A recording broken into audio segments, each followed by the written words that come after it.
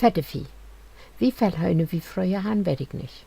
Ich schätz, so'n Stücke derig betweirig möchten dat wohl werden haben. In unregelmäßigen Abständen wär von der älteren Heune ein Slacht, weil alle Heune nicht mehr so viel Eier lercht.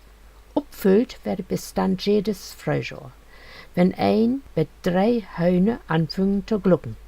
Ne Glucke erkennt man an der Stimme, der denn nicht mehr korkelt, sondern gluckt. Dann wird sie Eier utlegen, brüten. In schöne Wege nächste legt man etwa 12 Eier.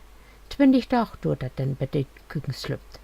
Alle paar Tage werden der Eier denn, wenn die Glucke fretten ging, in lauwarm mit Wasser legt.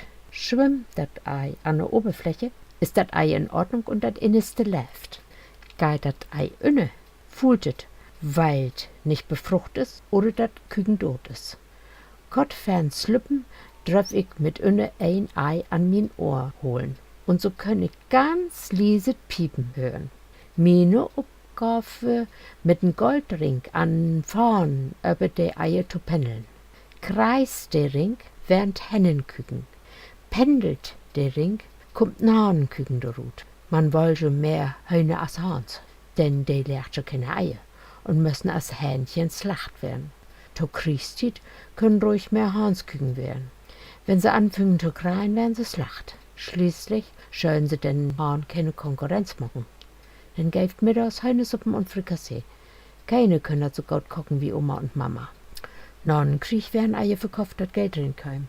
Wie Kriegszeit muss man jo Eier abgeben für die Wehrmacht. Während der ersten Wochen sind Küken empfindlich gegen Kühl und Regen. Deshalb muss man sie vor Regen schützen. Gösselküken und Antenküken hat Opa gekauft. Die kann man die Glucke auch andrehen. Geisküken sind ganz empfindlich, müssen fern Regen jedes Mal in Tröge gebracht werden. Anken sind unempfindlich. Ha man nicht genug Glucken, muss ich die Gössel mit innerhöhen. Und zwei Gössel auch in Gehege, und Draht und Holt lotten, wo sie sicher werden und nicht weglaufen. Einmal ha ich für die Geisküken Lütschekränz und Gänsblaum bunden und Schimmen um den Hals legt.